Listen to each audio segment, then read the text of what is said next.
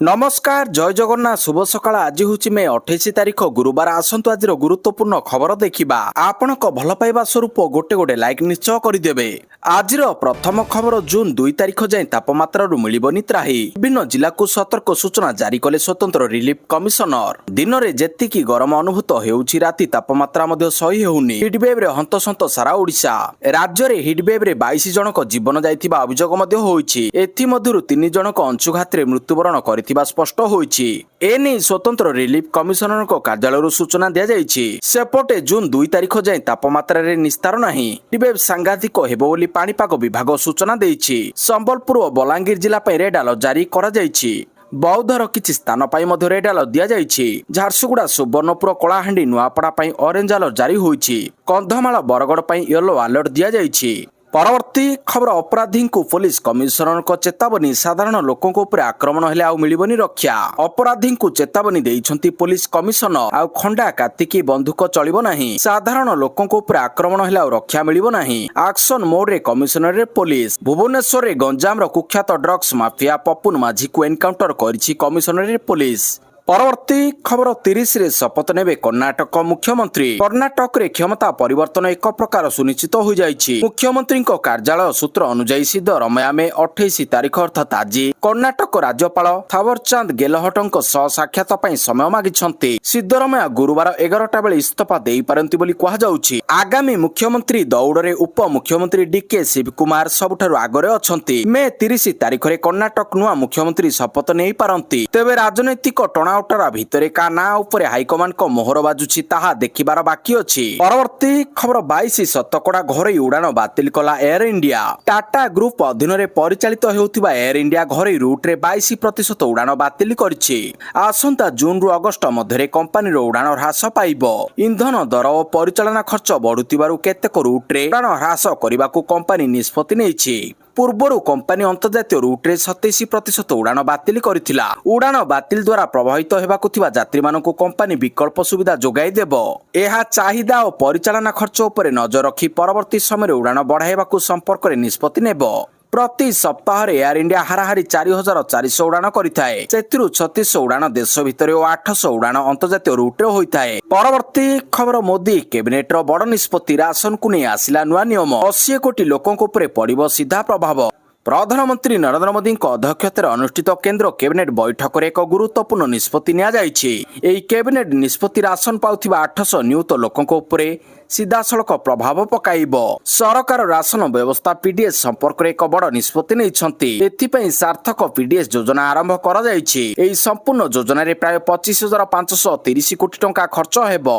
केंद्र कैबिनेट बैठक पर अश्विनी वैष्णव कहिसंति जे सारा देश में 800 नियुत लोकों को राशन जोगाइबा पई एक कार्यक्रम वर्तमान चलिछि। एही सार्थक पीडीएस योजना अधीन रे 3टी प्रमुख परिवर्तन प्रचलन करा जाइछि। परवर्ती खबर राज्य रे चलिबो भ्राम्यमाण हिटवेव सेल्टर। राज्य रे गड़िबो भ्राम्यमाण हिटवेव रो सेल्टर। हिटवेव अलर्ट जिल्ला रे गाड़ी को प्रदान करा जिवो। चलित वर्ष अस्थायी भ्राम्यमाण हिटवेव अलर्ट जिल्ला रे गाड़ी को प्रदान करा जिवो। चलित वर्ष अस्थायी भ्राम्यमाण हिटवेव रो सेल्टर निर्माण हेबो। एथरक झारसुगुड़ा एनएच अस्थायी हिटवेव सेल्टर निर्माण करा जाइछि। स्थायी हिटवेव सेल्टर पई डिजाइन प्रस्तुत सरिछि। आसंता वर्ष खरा दिन पूर्व स्थायी हिटवेव सेल्टर निर्माण काम सरिबो।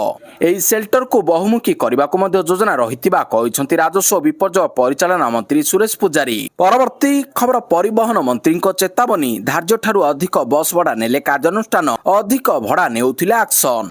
तेल दर वृद्धि जोगु 2 शतकड़ा बस भड़ा वृद्धि होइछि। यह सत्य मध्य विभिन्न स्थानरु लोकंक ठारू मन इच्छा बस भड़ा आदाय करा जाउथिबा अभियोग आसुछि।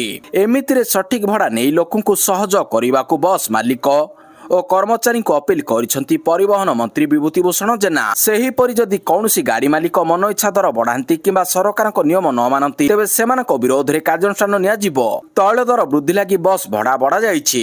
2% दर वृद्धि करा जाइछि। तेणु धार्य होइतिबा दर ठारू अधिक टंका नेले सेमानक विरोध रे एक्शन निया जिवो। परवर्ती खबर पारादीप ढिंकिया रे हेबो बृहत इस्पात प्रकल्प। जेएसडब्ल्यू उत्कल स्टील प्रकल्पर भित्ति प्रस्तर स्थापन कले मुख्यमंत्री। स्टील प्लांट रो शिलान्यास जगतसिंहपुर जिला पारादीप ढिंकिया ठारे जेएसडब्ल्यू उत्कल स्टील लिमिटेड पक्षरु प्रस्तावित इंटीग्रेटेड स्टील प्लांट प्रकल्पर 5टी नूतन यूनिट्र शिलान्यास करिसंति मुख्यमंत्री मोहन चरण माझी। बुधवार मध्याह्न 12टारे मुख्यमंत्री पारादीप ठारे पहुंची ଏହି ପ୍ରକଳ୍ପର ଶିଳାନ୍ୟାସ କରିଥିଲେ। ଦିଲ୍ଲୀରେ ବହୁ ଗୁରୁତ୍ୱପୂର୍ଣ୍ଣ କାର୍ଯ୍ୟ ଥାଇ ମଧ୍ୟ ତାହାକୁ ପଛରେ ପକାଇ ଓଡ଼ିଶାର ଶିଳ୍ପର ବିକାଶ ପାଇଁ ଦିଲ୍ଲୀରୁ ସିଧା ଏଠାକୁ ଆସିଲି ବୋଲି କହିଛନ୍ତି ମୁଖ୍ୟମନ୍ତ୍ରୀ। ଜେଏସଡବ୍ଲ୍ୟୁ ଇଣ୍ଟିଗ୍ରେଟେଡ ଷ୍ଟିଲ୍ ପ୍ଲାଣ୍ଟ ପାଇଁ ଓଡ଼ିଶାକୁ ବାଛିଥିବାରୁ କମ୍ପାନୀର ଅଧ୍ୟକ୍ଷ ସଜନ ଜିନ୍ଦଲଙ୍କୁ ଧନ୍ୟବାଦ ଅର୍ପଣ କରିଥିଲେ ମୁଖ୍ୟମନ୍ତ୍ରୀ। ପରବର୍ତ୍ତୀ ଖବର ଓଡ଼ିଶା ପୋଲିସରେ ବଡ଼ ନିଯୁକ୍ତି। ଓଡ଼ିଶା ପୋଲିସରେ ବଡ଼ ନିଯୁକ୍ତି ନେଇ ଘୋଷଣା। 7,664 ପଦବୀ ପୂରଣ ପାଇଁ OUSSC କୁ ଚିଠି। 4,219 ସିଭିଲ କନେଷ୍ଟବଳ ପଦବୀ, 2,212ଟି OISF କନେଷ୍ଟବଳ ପଦବୀ ପୂରଣ ପାଇଁ ଚିଠି ଲେଖାଯାଇଛି। 300 କନେଷ୍ଟବଳ ଯୋଗାଯୋଗ ଓ 933 SI ପଦବୀ ପୂରଣ ହେବ। ପରବର୍ତ୍ତୀ ଖବର ଆରମ୍ଭ ହୋଇଗଲା ଯୁକ୍ତ 3 ନାମଲେଖା ଆବେଦନ। ସ୍ନାତକ ଯୁକ୍ତ 3ରେ ନାମଲେଖା ପାଇଁ ବୁଧବାର ଠାରୁ ଅନଲାଇନରେ ଆବେଦନ ପ୍ରକ୍ରିୟା ଆରମ୍ଭ ହୋଇଛି। ଜୁନ 10 ତାରିଖ ରାତି 11:45 ଯାଏଁ ଆବେଦନର ସୁଯୋଗ ରହିବ। ଜୁନ 17 ତାରିଖରେ ପ୍ରଥମ ପର୍ଯ୍ୟାୟ ନାମଲେଖା ମେଧା ତାଲିକା ପ୍ରକାଶ ପାଇବ। ଜୁନ 17ରୁ 20 ତାରିଖ ମଧ୍ୟରେ ଚୟନ ହୋଇଥିବା ଛାତ୍ରଛାତ୍ରୀମାନେ ଚାହିଁଲେ ସ୍ଲାଇଡ୍ ଫ୍ରିଜ୍ କିମ୍ବା ଅପଲୋଡ ଅପସନ ସହ ନାମଲେଖା ପାଇଁ ଅନଲାଇନ ଫି ଦାଖଲ କରିପାରିବେ। ଜୁନ 18ରୁ 20 ତାରିଖ ମଧ୍ୟରେ ପ୍ରଥମ ପର୍ଯ୍ୟାୟ ନାମଲେଖା ହେବ। ଜୁଲାଇ 9 ତାରିଖରୁ ପାଠପଢା ଆରମ୍ଭ ହେବ। ଏନେଇ ଉଚ୍ଚଶିକ୍ଷା ବିଭାଗ ପକ୍ଷରୁ ବିଜ୍ଞପ୍ତି ପ୍ରକାଶ ପାଇଛି। ପରବର୍ତ୍ତୀ ଖବର ବଛା ହେବେ ଓଡ଼ିଶା ବିଧାନସଭାର ଶ୍ରେଷ୍ଠ ବିଧାୟକ। ବାଚସ୍ପତିଙ୍କ ଅଧ୍ୟକ୍ଷତାରେ ଚୟନ କମିଟି ଗଠିତ। ଓଡ଼ିଶା ବିଧାନସଭାର ଶ୍ରେଷ୍ଠ ବିଧାୟକଙ୍କ ଚୟନ ପାଇଁ କମିଟି ଗଠନ। ଓଡ଼ିଶା ଶ୍ରେଷ୍ଠ ବିଧାୟକ ପୁରସ୍କାର 2002ର ନିୟମ 3 ଅନୁଯାୟୀ ବାଚସ୍ପତିଙ୍କ ଅଧ୍ୟକ୍ଷତାରେ ସଦସ୍ୟମାନଙ୍କୁ ନେଇ ଏକ କମିଟି ଗଠିତ ହୋଇଛି। ଏହି କମିଟି ବିଧାନସଭାର ଶ୍ରେଷ୍ଠ ବିଧାୟକ ପୁରସ୍କାର ପାଇଁ ମନୋନୀତ କରିବ।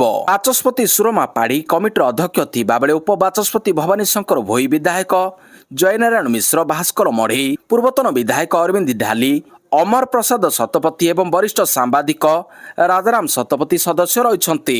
ପରବର୍ତ୍ତୀ ଖବର ଓଡ଼ିଶାରୁ ତଡ଼ିପାର ହେବେ ଅନୁପ୍ରବେଶକାରୀ।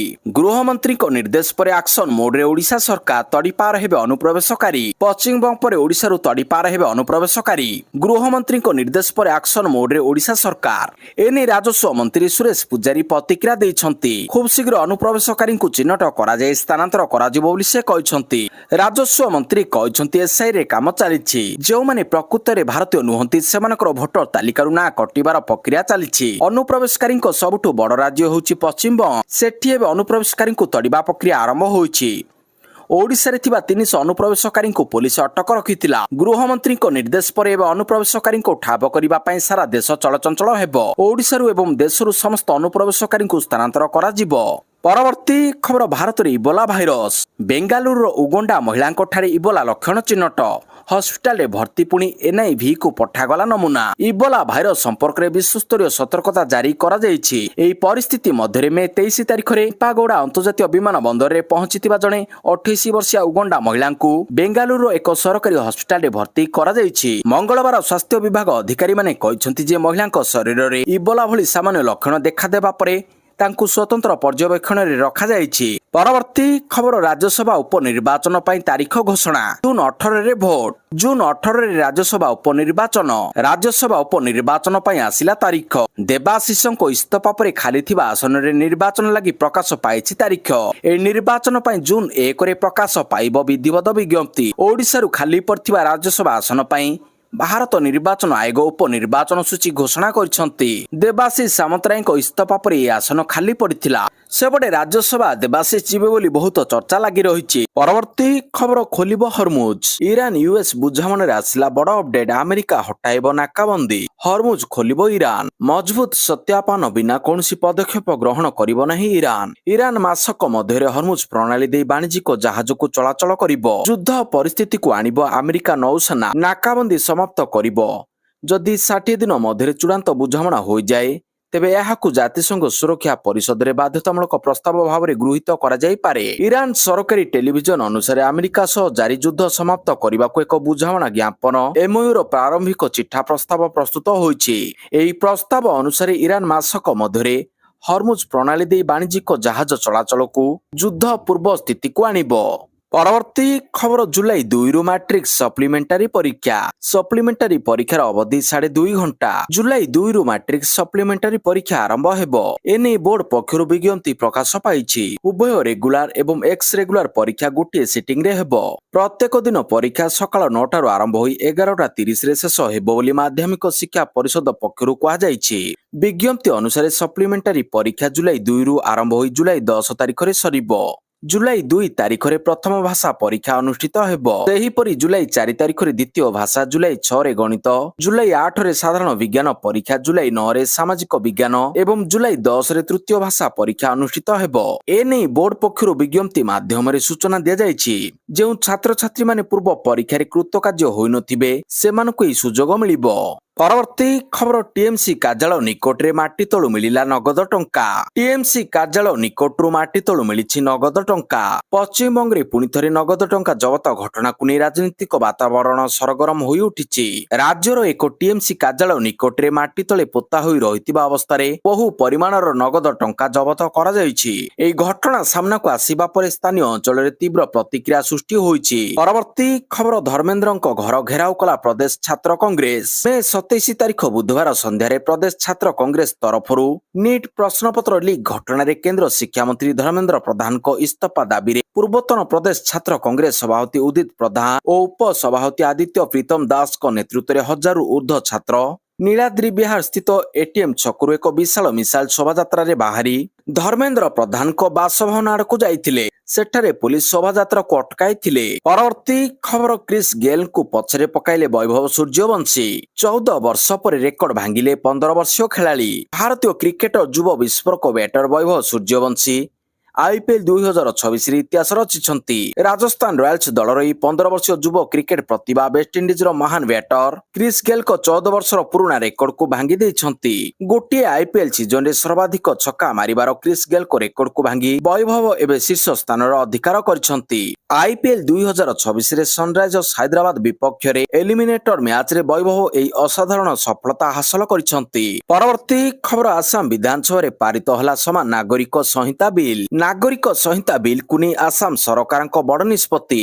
ଆସାମ ବିଧାନସଭାରେ ଐତିହାସିକ ସମାନ ନାଗରିକତା ସଂହିତା ବିଲ୍ ପାରିତ ହୋଇଛି। ଏହି ବିଲ୍ ଉତ୍ତରାଖଣ୍ଡ ଏବଂ ଗୁଜରାଟ ପରେ ଆସାମ ଦେଶର ତୃତୀୟ ରାଜ୍ୟ ଭାବରେ ଏହି ଆଇନକୁ ମଞ୍ଜୁର ଦେଇଛି। ବିରୋଧୀ ଦଳଗୁଡ଼ିକ ଗୃହରେ ପ୍ରବଳ ହଟ୍ଟଗୋଳ ସତ୍ତ୍ୱେ ସରକାର ଏହି ବିଲ୍କୁ ସଫଳତାର ସହ ପାସ୍ କରାଇଛନ୍ତି। ଆସାମ ୟୁସିସି ବିଲ୍ରେ ବହୁ ବିବାହକୁ ସମ୍ପୂର୍ଣ୍ଣ ନିଷେଧ କରାଯାଇଛି। ଲିଭ୍ ଇନ୍ ରିଲେସନସିପ୍ର ପଞ୍ଜୀକରଣକୁ ବାଧ୍ୟତାମୂଳକ କରାଯାଇଛି। ବିବାହ ପାଇଁ ପୁରୁଷଙ୍କ ସର୍ବନିମ୍ନ ବୟସ 21 ଏବଂ ମହିଳାଙ୍କ ପାଇଁ 18 ବର୍ଷ ଧାର୍ଯ୍ୟ ହୋଇଛି। ପରବର୍ତ୍ତୀ ଖବର, ଶୀଘ୍ର ଚାଲିବ ପ୍ରଥମ ହାଇଡ୍ରୋଜେନ ଟ୍ରେନ୍। ସ୍ୱଦେଶୀ ଜ୍ଞାନ କୌଶଳରେ ବିକାଶ କରାଯାଇଥିବା ଦେଶର ପ୍ରଥମ ହାଇଡ୍ରୋଜେନ ଟ୍ରେନ୍ ଖୁବ୍ ଶୀଘ୍ର ହରିୟାଣାର ଜିନ୍ଦ ସୋନିପତ ସେକ୍ସନରେ ଚାଲିବ। ଏହି ଟ୍ରେନ୍ 10ଟି ଡବା ଓ 1200 କିଲୋୱାଟର ଇଞ୍ଜିନ ରହିଛି। ଏହା ଘଣ୍ଟା ପ୍ରତି 75 କିଲୋମିଟର ବେଗରେ ଗତି କରିବ। ବର୍ତ୍ତମାନ ଆମେରିକା, ଜର୍ମାନୀ, ଜାପାନ ଓ ଚୀନ ଭଳି କିଛି ହାତଗଣତି ଦେଶରେ ଏଭଳି ଟ୍ରେନ୍ ଚାଲୁଛି। ଖୁବ୍ ଶୀଘ୍ର ଭାରତ ସେମାନଙ୍କ କ୍ଲବରେ ସାମିଲ ହେବାକୁ ଯାଉଛି। ପରବର୍ତ୍ତୀ ଖବର, ଭୁବନେଶ୍ୱର ପୁରୀ ଏନ୍ଏଚ୍ ହେବ 6 ଥାକିଆ ଦ୍ରୁତଗତି କରିଡର। ଭୁବନେଶ୍ୱର ଠାରୁ ଶ୍ରୀକ୍ଷେତ୍ର ପୁରୀକୁ ସଂଯୋଗ କରୁଥିବା 316 ଜାତୀୟ ରାଜପଥ 6 ଥାକିଆ ହେବ। କେବଳ 6 ଥାକିଆ ନୁହେଁ, ରାସ୍ତାକୁ 6 ଲେନ୍ ଇଲିଭେଟେଡ କରିଡର ସହ ଉଭୟ ପାର୍ଶ୍ୱରେ 3 ଲେନ୍ ବିଶିଷ୍ଟ ସର୍ଭିସ ରୋଡ ନିର୍ମାଣ ହେବ। ବୁଧବାର ଲୋକସେବା ଭବନଠାରେ ଅନୁଷ୍ଠିତ ବୈଠକରେ ଏନେଇ ବିସ୍ତୃତ ଆଲୋଚନା ହୋଇଛି। ବିଭାଗୀୟ ପ୍ରମୁଖ ଶାସନ ସଚିବ ସଞ୍ଜୟ କୁମାର ସିଂ ଅଧ୍ୟକ୍ଷତା କରିଥିଲେ।